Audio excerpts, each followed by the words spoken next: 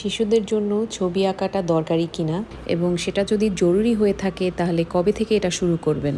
এই উত্তরটা আমি মূলত দুইভাবে দিতে চাই। প্রথমটা হলো যে আপনি শিশুকে ছবি আঁকালে তার মেধাশক্তি বিকাশ পাবে এবং তার সাথে সাথে সৃজনশীলতা বাড়বে। তো উদাহরণ সহকারে যদি বলি, সেটা হলো ধরুন আপনার ছোট ছেলে বা মেয়ে একটা ছবি আঁকছে। হতে পারে সেটা প্রকৃতির ছবি যেখানে নদী, গাছপালা, ঘরবাড়ি এসব থাকতে পারে। শিশুটি যেসব টপিকের উপরে ছবি আঁকছে সেই অবজেক্টগুলো এবং তার আকার আকৃতি সম্পর্কে কিন্তু ওই সময় ওর একটি ধারণা বিল্ড আপ হচ্ছে। যে কোনো শিশুর বিকাশেরই একটি গুরুত্বপূর্ণ ধাপ হলো যে কোনো বস্তু সম্পর্কে তার আইডিয়া এবং সেটাকে স্পর্শ করা, আকার আকৃতি সম্পর্কে জানা। তাই আমি বলবো একটি শিশুর পরিপূর্ণ ডেভেলপমেন্টের জন্য ড্রয়িংটা খুবই জরুরি। এবার কোয়েশ্চেন অ্যারাইজ করতে পারে যে কোন বয়সটি সঠিক সময় শিশুদের আর্ট শেখানোর জন্য। একটু খেয়াল করে দেখবেন 1 থেকে 1.5 বছরের একটি বাচ্চা পেন্সিল বা কলম পেলে কিছু আঁকিবুকি করতে চায়।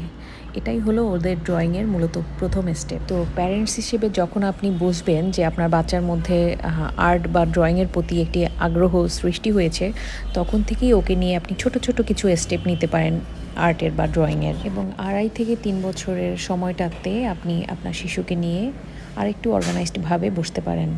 প্রাথমিক পর্যায়ে আপনি শিশুটিকে কিছু বেসিক শেপের সাথে পরিচয় করিয়ে দিতে পারেন, যেমন standing line, sleeping line, circle, square, এসব আর কি। এবং এর পরের ধাপে আপনি সহজ সহজ কিছু ড্রয়িং দিয়ে শুরু করতে পারেন, যেমন সার্কেল ব্যবহার করে বা লাইন ব্যবহার করে সহজ কিছু ড্রয়িংয়ের প্যাটার্ন তৈরি করা। এবং এর বেশ কিছু ভিডিও আমার পেজে দেয়া আছে, আপনি চাইলে সেখান থেকেও দেখে নিতে পারেন।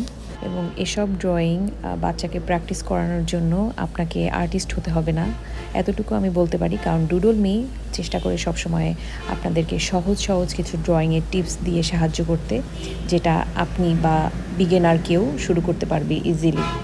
এবং আপনাদের অনুরোধে আমরা এখন থেকে বেশ কিছু স্লো ভিডিও দিচ্ছি, যাতে করে আপনাদের ড্রয়িংয়ের যাত্রা সহজ হয়। গবেষণায় দেখা গেছে যেসব বাচ্চারা ছোটোবেলা থেকেই আর্টের সাথে সম্পৃক্ত, তাদের লজিক্যাল সাইডটা ভালোভাবে ডেভেলপ হয়, অর্থাৎ তারা ম্যাথে ভালো হয়। চাইল্ড স্পেশালিস্ট যারা আছেন তারা কিন্তু ছোটোবেলা থেকেই বাচ্চাদেরকে বিভিন্ন অবজেক্টের সম্পর্কে ধারণা দিতে বলে। এর পাশাপাশি তারা খুব ক্রিয়েটিভ হয়, তাদের চিন্তাভাবনাগুলো খুব অর্গানাইজডভাবে আসে। তো এই ক্ষেত্রে যেসব বাচ্চারা ড্রয়িং করে তারা অনেকটাই এগিয়ে থাকে, কারণ আমি আগেই বলেছিলাম যে যখন ওরা গাছ, ফুল, পাখি বা এ ধরনের কিছু জিনিস আঁকতে চায়, তখন ওদের মধ্যে কিন্তু ওই অবজেক্ট সম্পর্কে একটি ধারণা চলে আসে, অর্থাৎ ওটার মাপঝোপ, পরিমাপ বা ওটার আকার আকৃতি সম্পর্কে সুন্দর একটি ধারণা বিল্ড আপ হয়।